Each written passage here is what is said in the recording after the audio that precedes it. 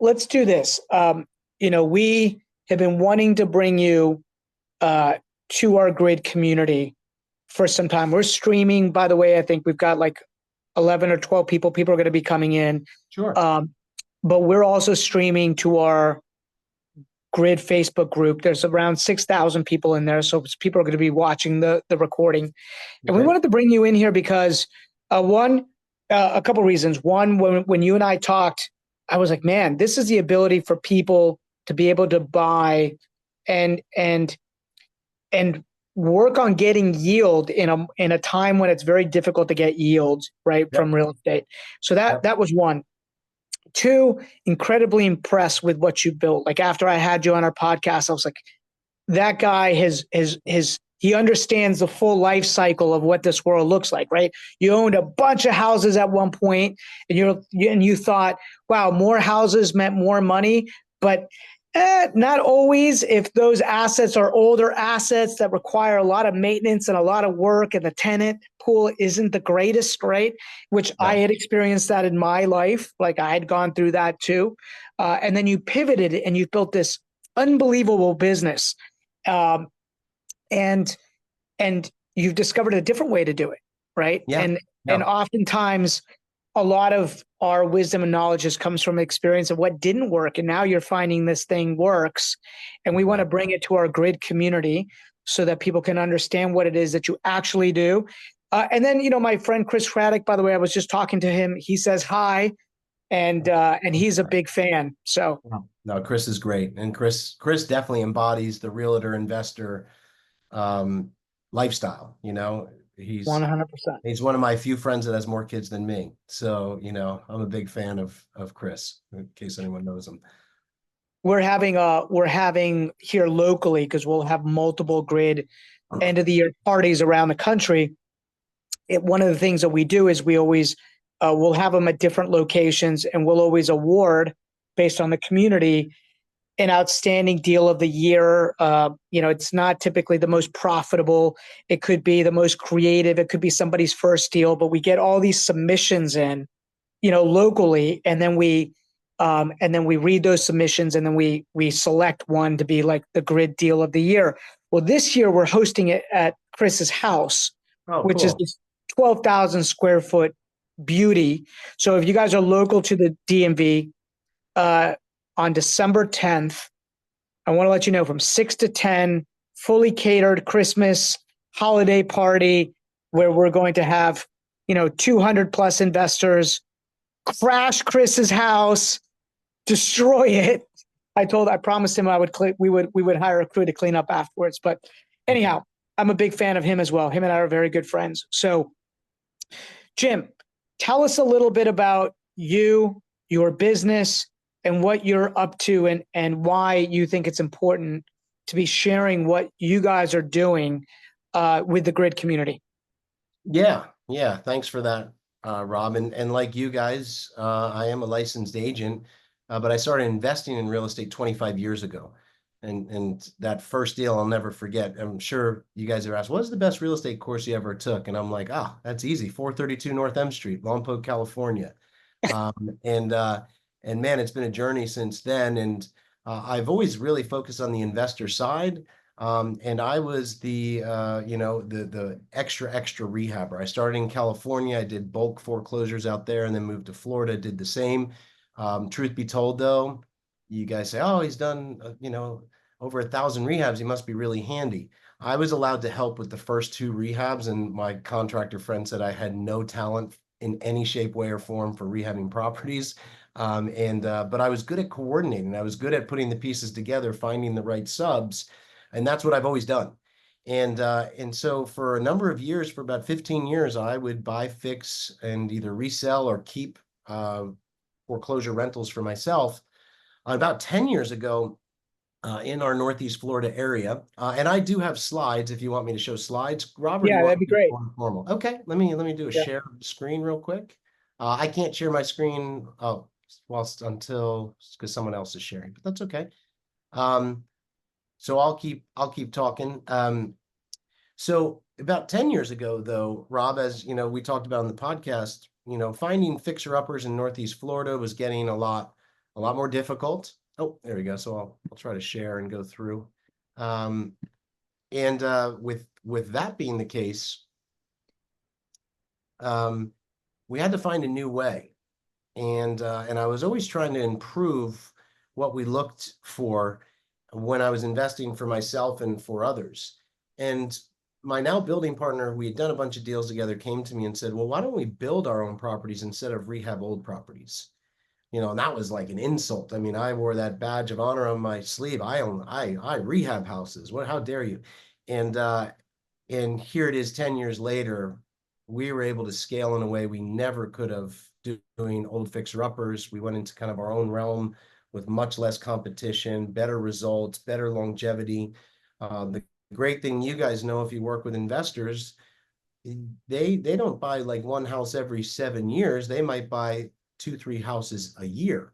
And so we like to do volume with our investors, and we were able to build better product in better areas with stronger overall returns. And there's some lessons I definitely learned that I'll share.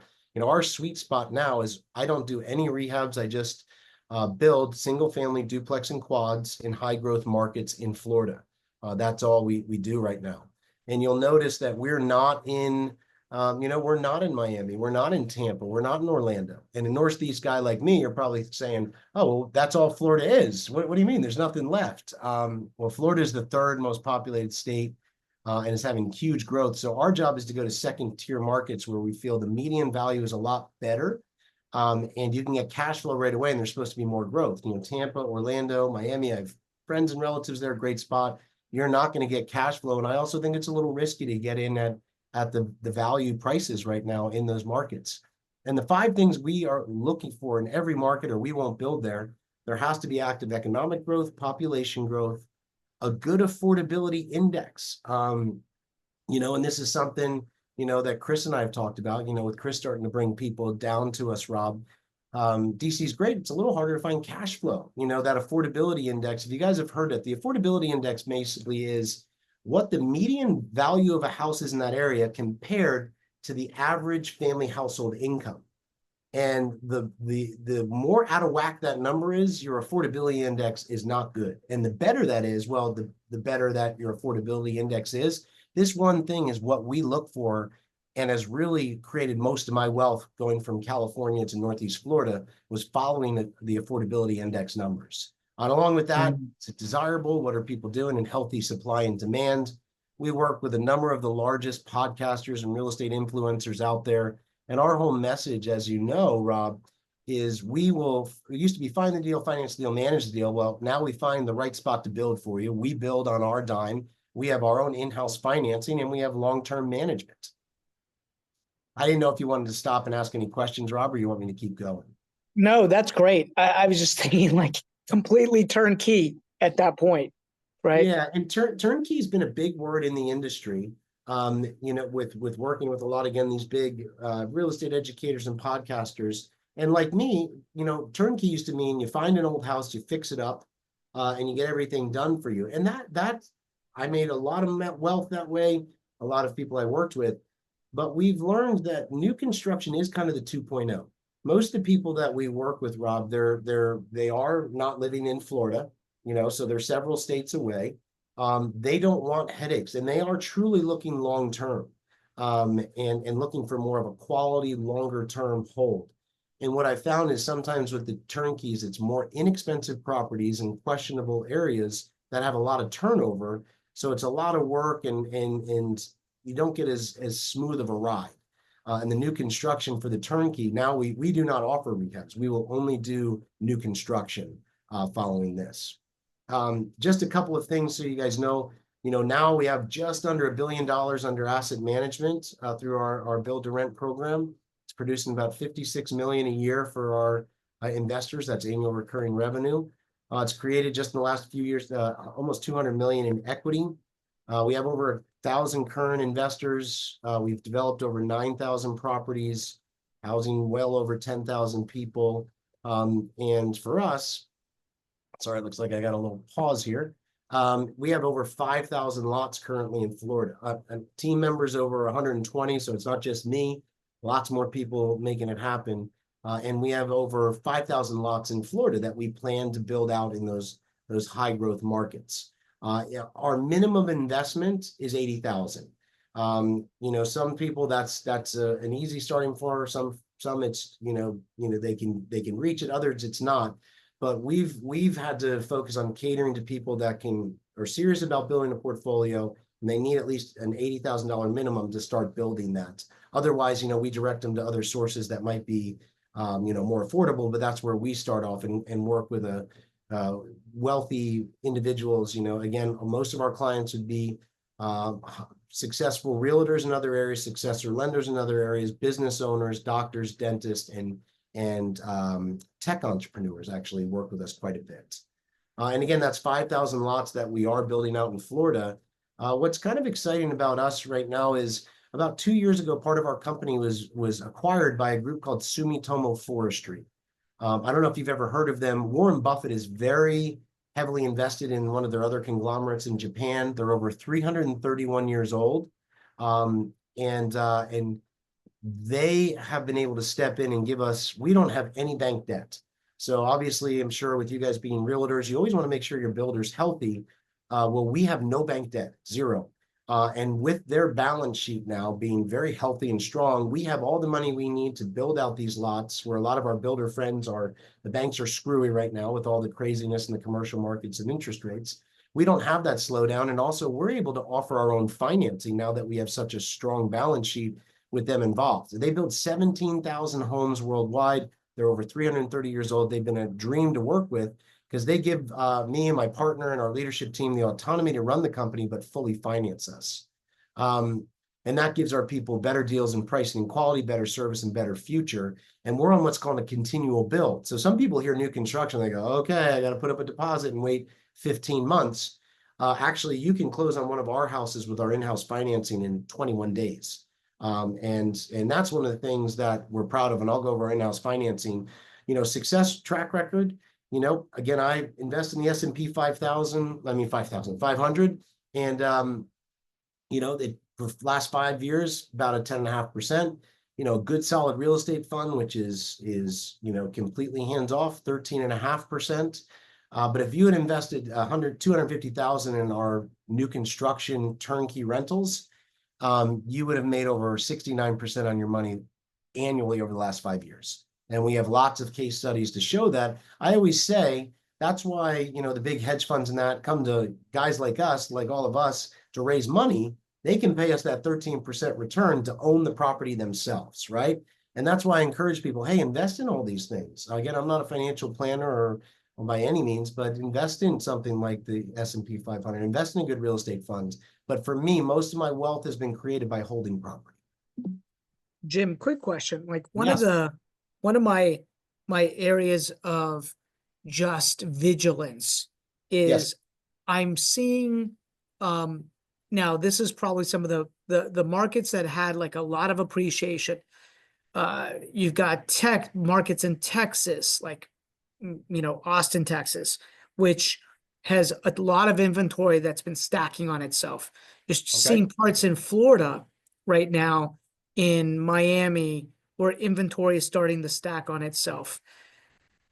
Where are you? I know you're in some of these submarkets, but what are your thoughts being there's inventory that seems to be stacking a little bit in some of those markets? Well, great question. And some of those, like I mentioned, remember I said I don't really want to go into Tampa, Miami, or Orlando right now because the median value has gone up so much for a property. And although there has been a great jump in wages, it hasn't followed in those three major markets very well. So I watch for that, and people are kind of asking unrealistic. What's important is like for inventory levels, I lived through 2008 when, an average healthy market has about 5 months of inventory in the Florida markets we look at on the market. Going into 2007, there was about 16 months of inventory on the market before that 2008 crash. Right now, in the pandemic time, we went to the lowest levels in inventory levels ever in Florida, ever recorded. And also the lowest days on market and the lowest days on market for a rental to be filled. Now, we've gone back up, at least the markets we focus in, to about where we were in 2019, which by almost everyone's standards was a normal market. And so it's not only inventory levels, you also have to look for your pricing. And I have some slides I'm going to show you with, it's price is what you pay, value is what you get. And you have to look at pricing because people say to me, oh, real estate's topped out. And I always kind of say that's like, giving a national weather average. What you guys are feeling in DC or New York is not what someone's feeling in Colorado or Florida. And I'll show you some numbers to go over that in a few minutes, where I'm always looking to get that affordability index and I say, do you think there's room to move? Like I'm going to show examples of where people are coming from and why. And I think I'll answer that a little further if that's okay. Great. And Jim, if people have questions, when do you want to take those questions? All the way through, all the way Okay, through. cool. There is no time you guys can't, someone raise their hand if you want to let me know. I'm going to start going through some slides quickly. I have a family of 5. My wife and I, we call it road schooling. We love to adventure. Real estate investing has done everything for me. Literally, the adventure, coming out of near poverty as a kid. My father, I was able to donate a kidney to him, and I was the only one in my family with the financial resource and space to actually be able to do that recovery process. I wrote a best-selling book that our real estate paid for. We went to #1 on Wall Street Journal. Didn't expect to do that. My wife and I, some people may have read that, the family board meeting. And then we just wrote a second book that hit USA Today, all about our real estate. When we wrote our first family book, how do you really enjoy the time with your family, those 18 summers, before your kids leave? And then people say, well, how did you afford to do all these things? And we said, well, it's real estate. And they said, well, talk about your real estate. I had never written a real estate book. It had been 95% of my income. So this book really talks about my 25-year journey with my wife and I and many of our investors, my business partner, how we went from fixing up old homes to new construction. There's lots of case studies and then a touch of family life of what we've decided to do with the time we have with our family, different than some entrepreneurs. Now, what I want to say is every person on this call, you just, get a request in, we will mail you a personal copy of this book for free. I think it sells for like $22.95. We're just going to send everyone a copy. This is whether you decide to work with us, this is going to give you some real guiding principles that I think are important in today's market, like you were talking about. 3 pitfalls of real estate investing I'm seeing today. Buying the wrong type of property. This is key. I was hitting on it before, the 3-year curse. What I'm seeing a lot of people doing is going, how could I go wrong? How could I go wrong? The property is only $95,000. How could I go wrong? You can. What I've seen happen in a lot of cases with people, successful realtors saying, well, my area is too expensive. Let me go to a cheaper area. They find a market. They're like, well, this looks great. I can buy it for $90,000. It's going to rent for $1,100. You can't go wrong. That's a scary situation. And not always, okay, you've been there, me. Oh, no, I made that mistake. Oh yeah, that's what I'm saying. Me too. I've done the Oh, same yeah. thing. Now, everything I talk about, guys, the pitfalls I've fallen headfirst into and cracked open on. So I'm trying to save you that. And I call it the 3-year curse. People would look and say, I can buy 3 houses for 100,000, or I can buy 1 house for 300,000. These are going to average more rent. No, I'm going to get the 3. It's better to have 3. But then by year 3, they go through such a debacle of turnover, extra maintenance repairs, unexpected issues. By year 3, they wave the white flag and say, get me out of these, I'll take a loss. Where I see that if someone had just bought a more quality property and done less, that's been my biggest lesson here, own less of better quality, and then you give real estate the time to do what it does, that person who has the better property but owns less by year 3, they're like, man, the wind's getting on my back. Rents have gone up. Values are good. There's not a lot of work to this. And so that's the biggest mistake I see people doing. They buy the wrong type of property. And that can be pretty concerning. They get stuck in this 3-year curse. Yeah, Jim, early in my career, I thought more was better, right? More doors, more assets. So we went on, a buying spree of properties like this. It was funny. I was having a conversation with my wife recently, and she's like, wow, the number of assets that we own are drastically down compared to what we used to, but we make a lot more money. And I'm like, and with a lot less stress. And it's like, yeah, we just learned, right? We learned like this is,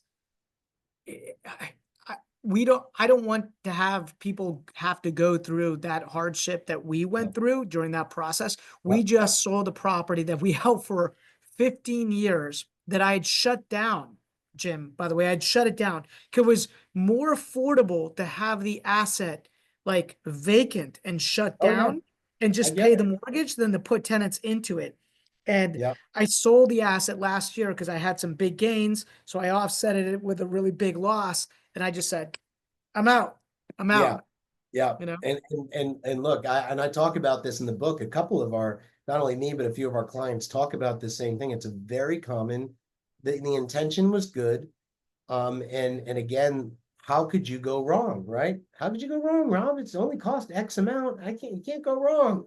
And not only is it the wrong type of property, but we're investing only for cash flow. That type of property are the ones that I'm thinking of right now with heartburn. That would take me like 12 years to get rid of some of these just to get back to, still to the loss, but just about back to where I bought them for was well, but look at this cash flow. We all heard of the 1% rule. Oh, I'm getting almost the 2% rule. And it's very interesting where a lot of the times these dream performers that we get on these older homes in tougher areas, but cash flow looks great. Cash flow is only one part of real estate. And what I've learned, and Robin, I know you and I talked about this on the podcast, when I've had to look back at my last 25 years, cash flow is great, but what has made me a multimillionaire is simply the equity. I don't Yeah. depend on appreciation, but man, I do my best to get in its way. And the best way I found to get in its way, like you said, Rob, is to own less of better quality. So in the book I talk about, I was up to like 200 personal properties. I own 75% less properties right now. But like you, Rob, I have more equity and more cash flow and less headaches than I've ever had, my wife and I. And so that's the lesson where you don't need a lot. You just want solid assets that you can start to get the wind at your back and have some patience, plant the seeds, and that's the best way. And I see we have a question from Mahmoud. Far away. Mahmood. Yes, Yeah. yes, sir. Can you hear me? Yes, sir. Well, first I can't. I have to say that's very impressive background. Thank you so much for having this session, and thanks to Rob. And great to see you, my brother. Good to It's a see you, man. great topic, and I always enjoy hearing from you and hearing from your network. It's such great people that you always bring closer to us. I have a couple questions. I'm a finance guy. I have a full-time job, so I'm trying to break into the real estate investing, and I've been in contact with Rob for quite some time now, and always learning something new all the time. So you shared a lot of impressive facts. Like one of them, like the above 60% return annually if we invested 250,000 in over 5 years. Mhm. This is just insane. Like 60%, and you just mentioned that it's unlevered too. Like you don't No. That's, I want to make that clear. That's with leverage. That's okay. with So leverage. See, the beauty of real estate is, this $100,000 worth of stocks, you're usually putting in 100,000. Real estate for $100,000 property, you're putting in 25.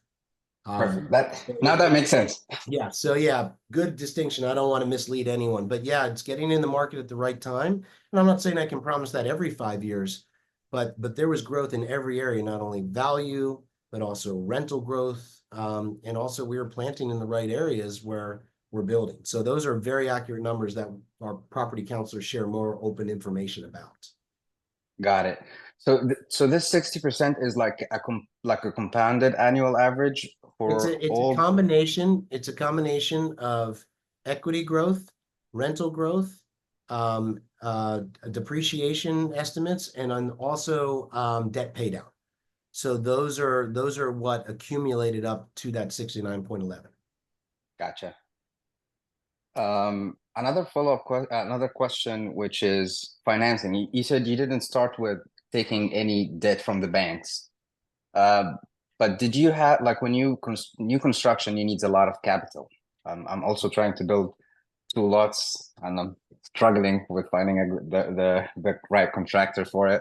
I can use some advice, but like you definitely need some financing to build a new construction. So my question is, how was the start, and when did you go from like financing new construction with your own equity, starting of course like with getting leverage and then self-financing. And you mentioned also along the way that you can close doing self-financing for deals in under 21 days. So do you also build and sell, or you So only build and everything we do, I mean, we keep properties in every area that we build, okay, or every community development we do. I want to make it clear, you don't have to get a construction loan with us. We take that risk, but what we have now is in-house financing. So an investor comes to us and says, I'd like to own a duplex in Palm Coast, Florida. They'll come to us and they'll work with one of our property counselors, go through pro formas, look at the ones they want. If they want to come down on a tour, awesome. And then you say, yeah, I'm good. All you do is put up the deposit. Right now, we're moving so quick. We actually have done properties that are done and pre-rented, so they're already rented. And then we have our own in-house financing where we've teamed up with a bank, and we do these things called builder forward commitments. I don't know if you've ever heard of those. Let me explain what those are. This is something you guys want to know and you want to look around for. Not all builders can qualify. I'll be 100% honest, even though our company had grown, and I'll get back to your how do you finance starting out. I don't think we could have qualified, but now that Sumitomo owns a percentage of us, our balance sheet is extremely healthy. We have no bank debt. So we're able to pre-buy money. We pre-buy mortgages for our investors. So we have to take down large tranches of money that we'll guarantee to use. And it's not cheap, but we do that for our investors so that we can control the financing. And the best part of this, which I know Rob was very excited about, is right now we're locking our people in at 3.75. So we're beating the market by 3+ points a lot of the times. Now we have a 30-year AM 10-year fixed at 3.75, or if you want the 30-year AM 30-year, it's 4.25. But still, we're beating the market by about 3 points. So you're not taking a new construction loan risk. You're able to use our financing. And before you even look at getting one of our properties, we get you pre-qualified first. And then, yeah, that's what we're locking you in at. And again, we feel very lucky we're able to pre-buy these large tranches of money to offer that to you.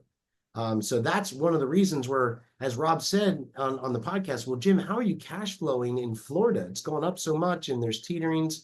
Again, the markets we go to, there's still a good equilibrium of actual inventory. I'm going to show some things. Our medium values of where we're building and buying at still make sense. And what's really happened in the last few years, since June of 2022, the interest rates have shot up, right? And that's what threw, we're at a 26-year high right now. That's what threw stuff from positive cash flow to negative cash flow. But if we're kind of hedging the market and doing our own mortgages, we're now able to, there's a big difference between getting a duplex loan at 7.25% or 3.75. Now the cash flow is positive again. So that's pretty exciting where we're able to defy the market because a lot of people don't have what we have. But to get back to your other question real quick, look, when you're first raising, and I talk about this, you'll be interested to see what my number third is part of analysis paralysis is people get confused when they're trying to build their own property, because I've watched a lot of builders go broke. And I want to tell you guys, you need to check with your builders. We're bailing out a few hundred investors in Southwest Florida that worked with 3 different builders who are now bankrupt and their houses are partially built. It's really sad. It puts them in a very, not only dangerous financial situation, but also a credit situation where the bank and they weren't putting the risk on the builder. Like we take the risk. We do the building phase. These other builders were saying, we'll build it for you, but you get the construction loan. And now they've gone broke and they've over leveraged the line. What I'm telling you guys you need to do is, it's tedious, but you want to check out your builder. How healthy is their balance sheet? Would they be able to bond a project? And these are things, again, that, if you talk to one of our counselors, whether you work with us, they can educate you on some of this stuff. So you want to be careful of who you do choose. But you may need to look at some non-bank money. There's lots of second tier money for a small, if you own some lots and looking to do it, there's a few, companies we know and work with that will work with you. And the interest rate's going to be a little higher. but they can do that. Now, we had to raise capital for our land forever. We paid all those land funds off, and we used to borrow from the second tier, the same I'm talking about. So it's not a bad place to start. It's not hard money, but it's not soft money. So for you, you got to really screen your builder. That's so important. I mean, that is so important because a good builder can make you a lot of money. A bad builder can do the opposite. But then just know that, hey, the bank might not say yes. For a smaller person, if you're a W-2, then a local bank might be a great source. But if not, you can look around, and I know Rob can probably refer you, and I'm happy to give you one or two names. There's some second tier lenders that specialize in this. You're not going to pay hard money, but it's going to be above bank rate. So is that helpful? Yeah, absolutely. Thank you so much. Good. And Good. I look forward for your book. Yeah, and please, everybody, just if you email it to wherever Rob wants it to go, Jaden, my right-hand gal, will get you out all a copy. And I think you'll grab some principles that are going to help you wherever you decide to go. But wherever you decide to go, this third one, analysis paralysis, I used to call it the Troy effect, because when I first went to my first few real estate seminars 26 years ago, I'd go back every 6 months. I wanted to keep learning. There's a really good real estate networking. And there was a guy, Troy, there, great guy. And man, he seemed smart as a whip. He could talk about all these different strategies, sandwich lease options and foreclosures, pre-foreclosures, wholesaling. He could explain nuts and bolts like an encyclopedia. And the interesting thing though, every time we went back to this event, every 6 months, he was always about to do his first deal. And I started to track on that. And then by year 3, Troy disappeared.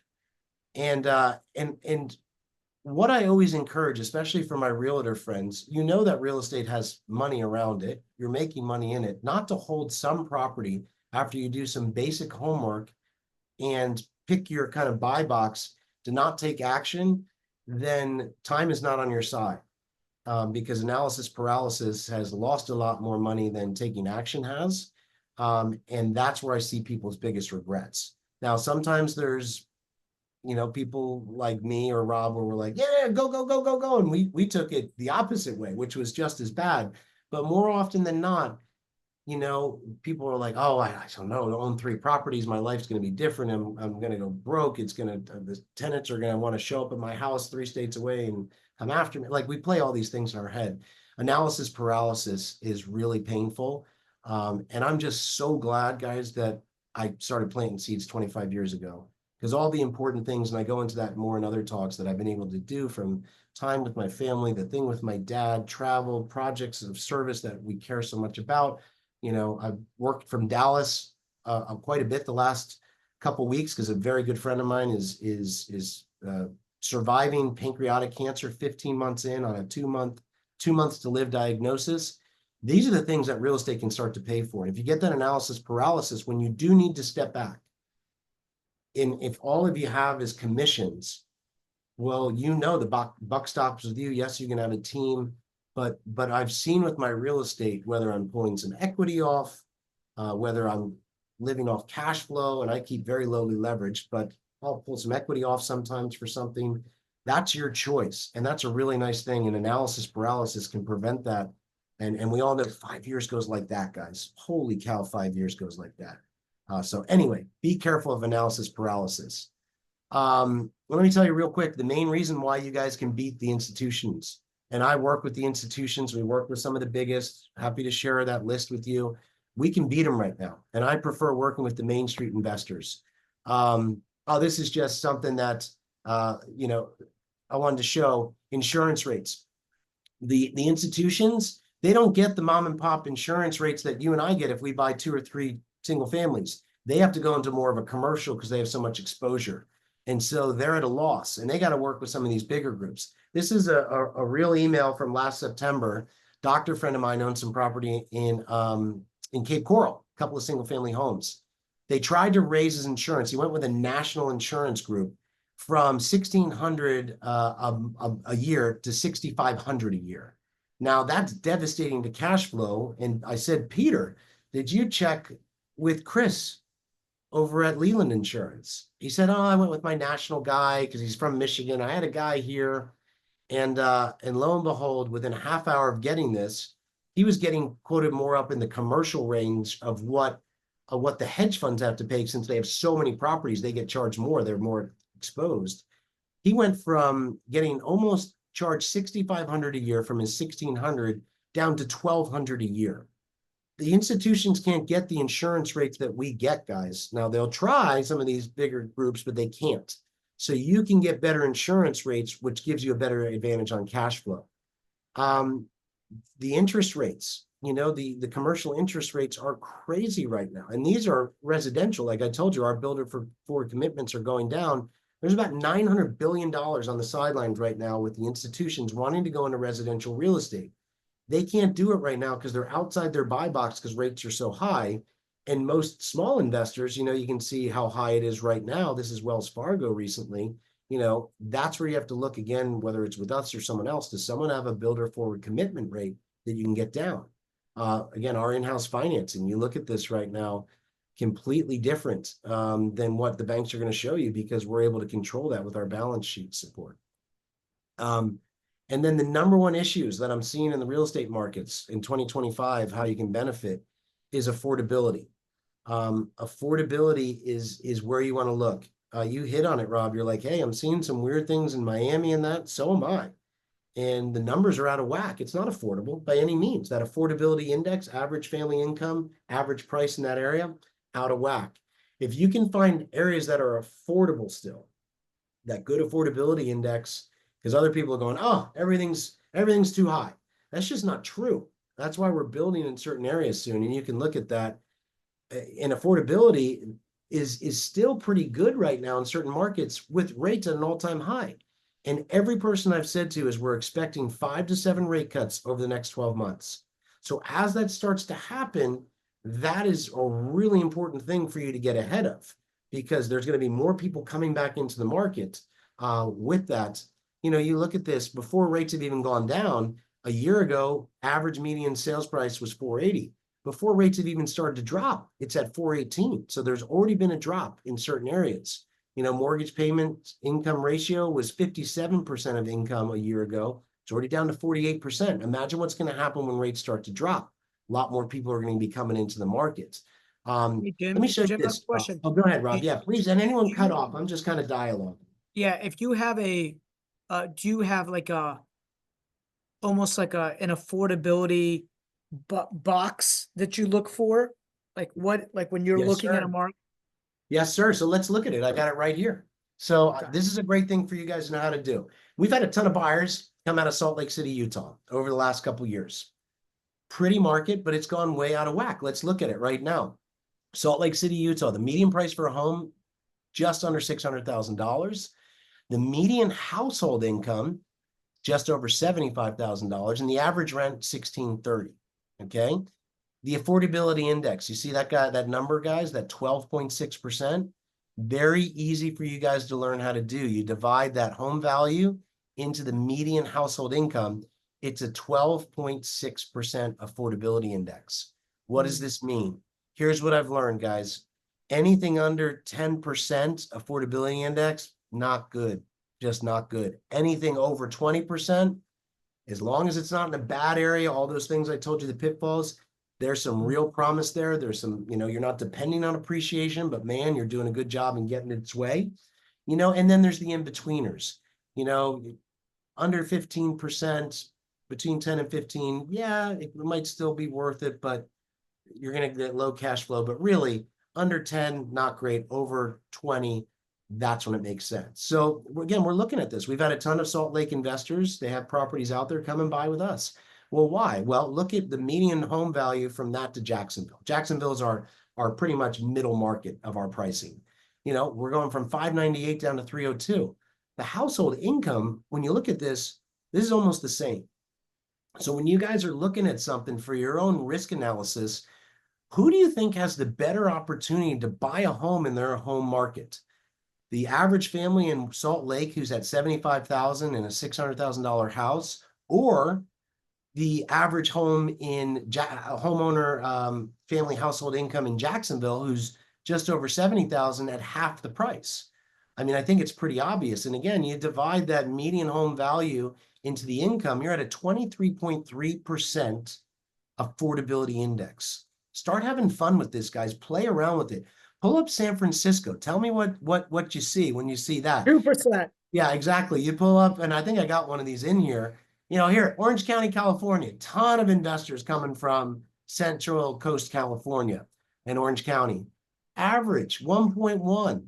Household income, 106. Average rents, yeah, it's pretty high. Third affordability index, 9.1%. Remember what I told you guys? You're putting yourself in a risk where this tells me you are definitely going to be a negative cash flow position to try to gain equity. I don't like to do that. It can work, but it can be very risky, especially if you own more properties, you have more losses going out a month. Again, compared to Jacksonville, you know, this kind of speaks for itself. Again, the reason I picked Salt Lake and Orange County is we've had a ton of investors coming from those areas, and it's pretty clear why. And then a final one, more of a middle one, Denver, Colorado, right? Denver, Colorado, 571, 85,000, average rent's 2,300. The affordability index is 15%, right? So it's right at that middle.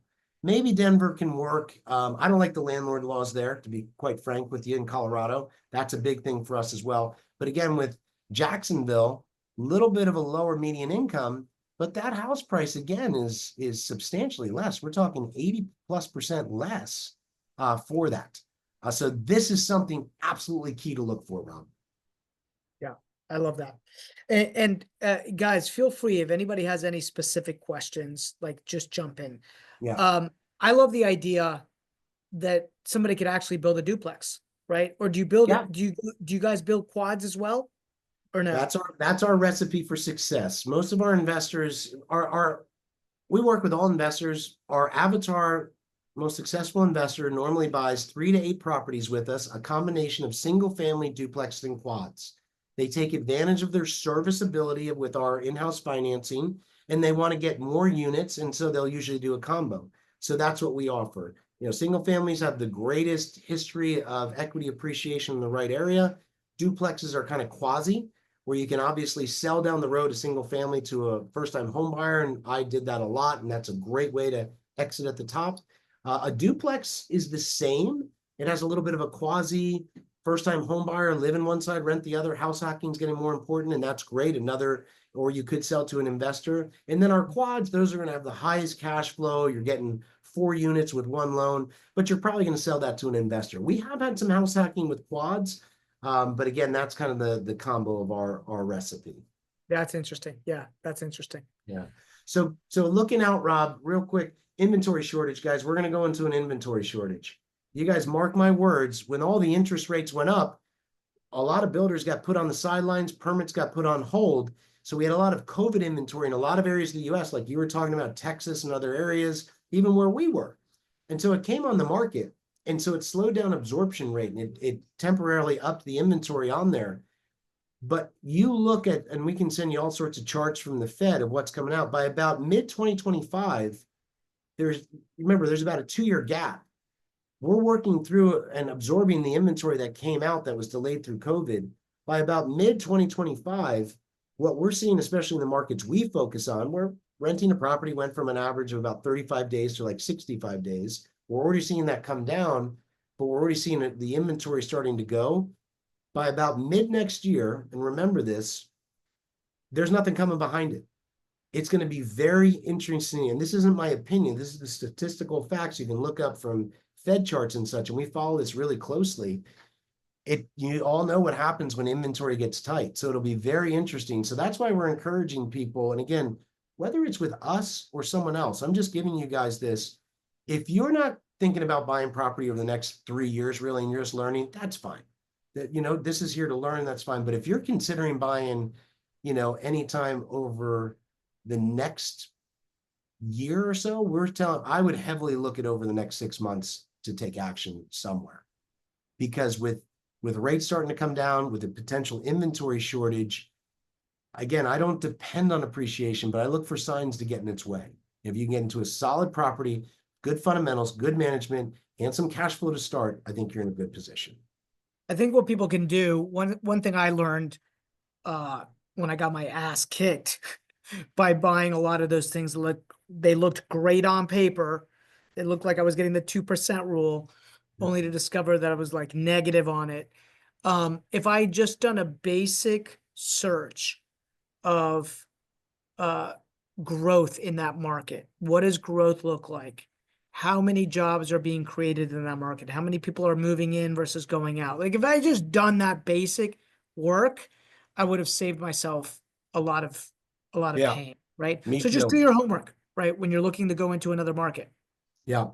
Absolutely. And I can send you guys these slides. Again, I can go through a whole thing, but if you look at that peak of February of 2023, this is the trail off I was talking about.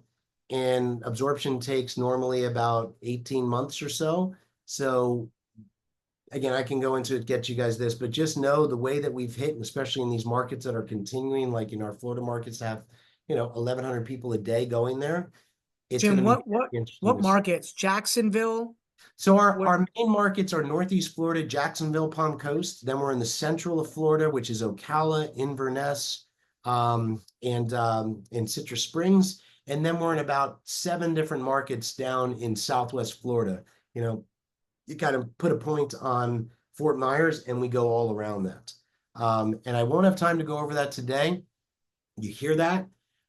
With hundreds and hundreds of properties there, we had one of the best track records for the hurricanes, where people go, what about hurricanes? New construction, another reason why I don't do the older properties, they were built at lower ground and a different structural design.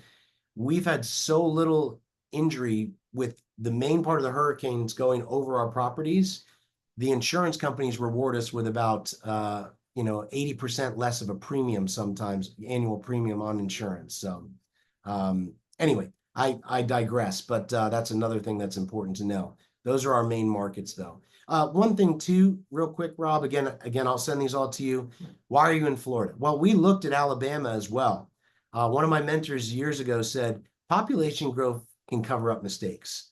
Don't be afraid to kind of put that, in your favor. If you look, we try to go where the market is really growing. So this is Florida in general. Again, we then subset in other markets. But for us as builders, it's a very, we want to watch our risk. If we're building properties and the population growth is kind of going more in steady eddy because nobody lives forever, we watch for that. We really want to go where it's more the hockey stick, because we know that puts us in a safer position for us and our investors. Good. Funny. Yeah, that was like I preempted that slide, just thinking Yeah. like, hey, if you just look at population growth, you're good, or people moving into an area, right? Exactly. So again, now you said the minimum investment 80,000. That's because it's probably what 20%, 25% of like your entry. Help us understand how much down to put into one of these things. So you can do anywhere from we do anywhere from 20% on single families to 25% is required on all duplexes or quads. And I want to make sure and what exactly were you wanting to know on that? Oh, that was it. That's Yeah. what I wanted to know. Yeah, so that's the average down for our properties. We do have people, if you have, some people on here might have more than 10 properties, we do have what's called DSCR financing. That's a little higher than our in-house financing, but we have that as well. But I always encourage, if you can qualify for our in-house financing, it really is the best available. Yeah, we got a question here. Top tips on vetting builders and getting solid unanticipated cost. All I hear about small players is how new builds go over time and over budget. Yeah. Make sure someone, you don't want to hire the butcher to bake your bread, right?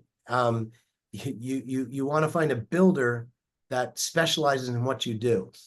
Have they done the property that you want to build?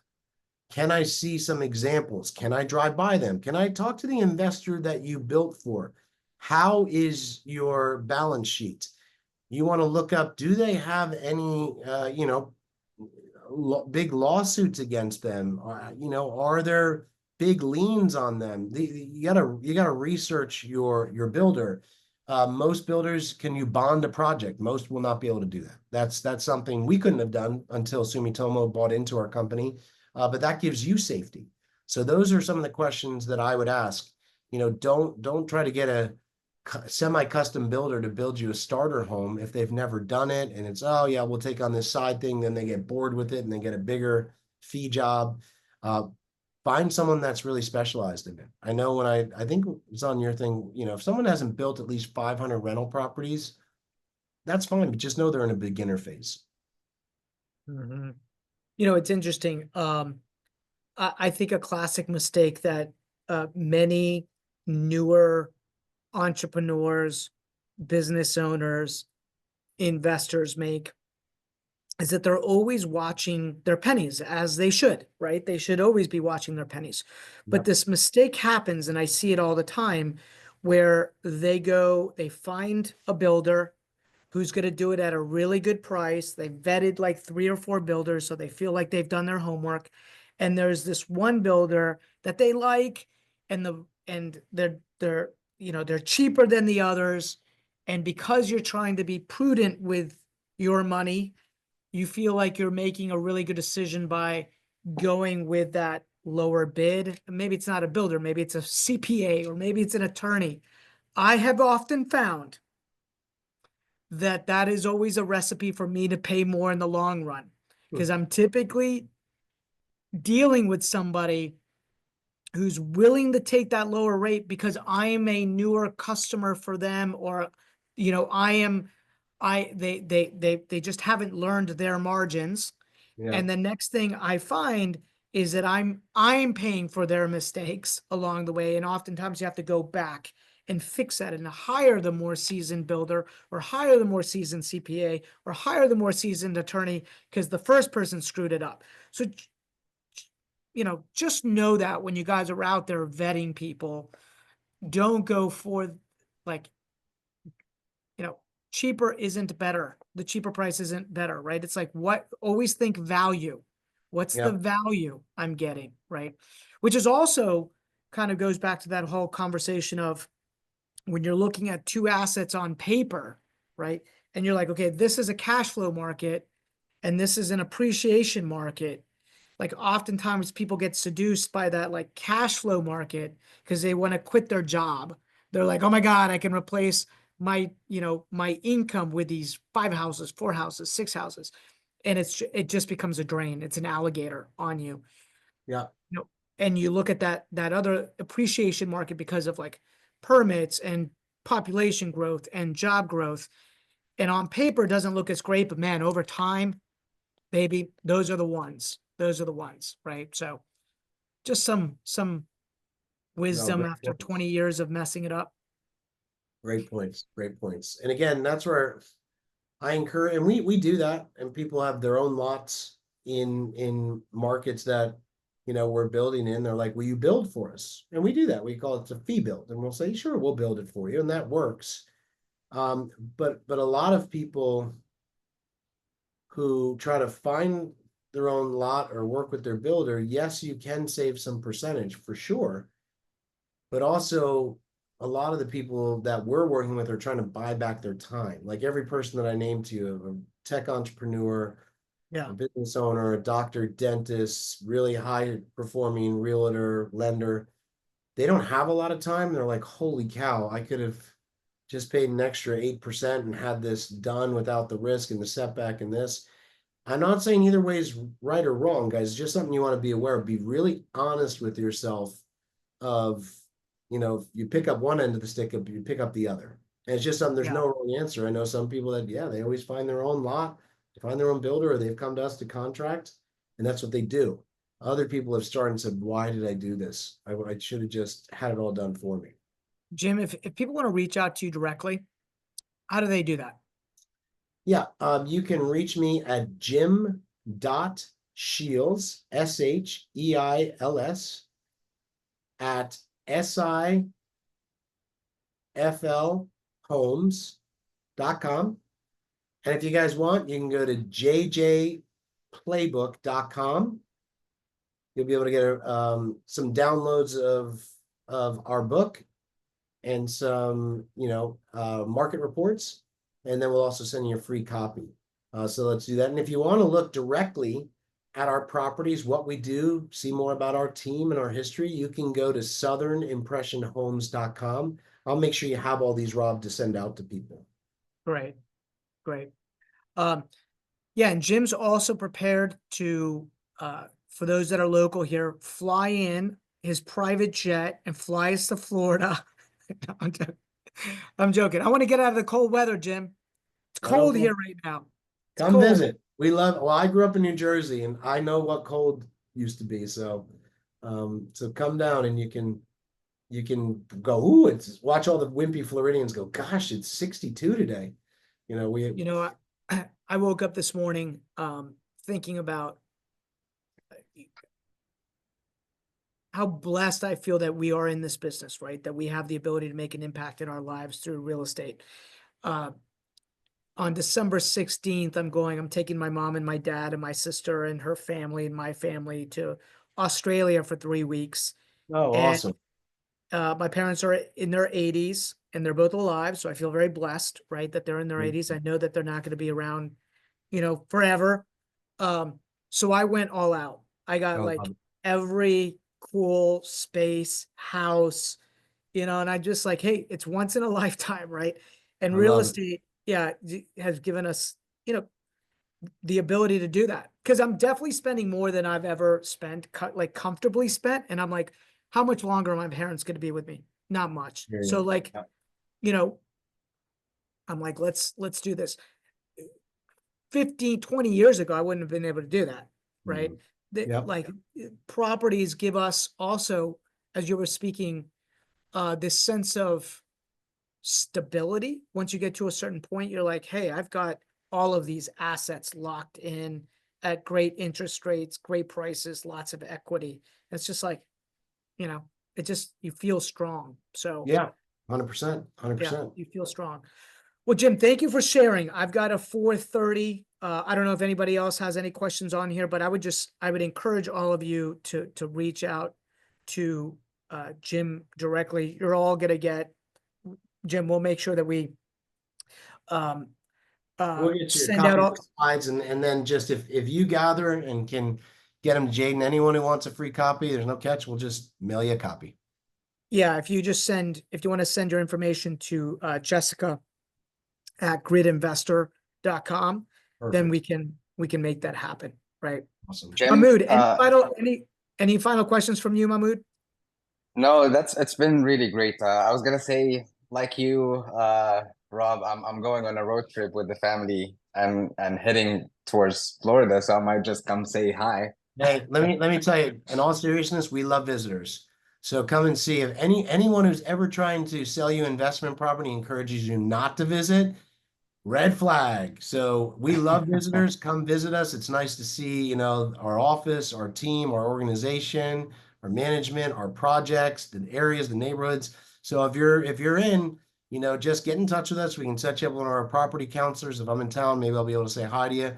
But we love to give the guided tour of our whole Love that. system and projects, and I think that's a great thing to do. Yeah, I mean, right off the trip, go visit Jim. Jim, he's incredibly smart, right? He's in the process of building his first 2 properties.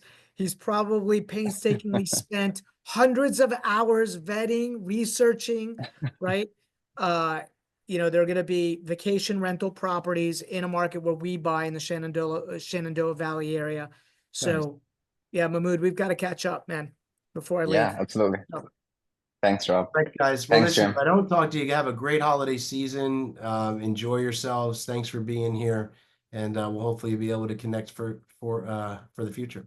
Oh, I see some builders on here. I see some people doing a lot of stuff that are on here. Andy, I see Andy on here. Cool.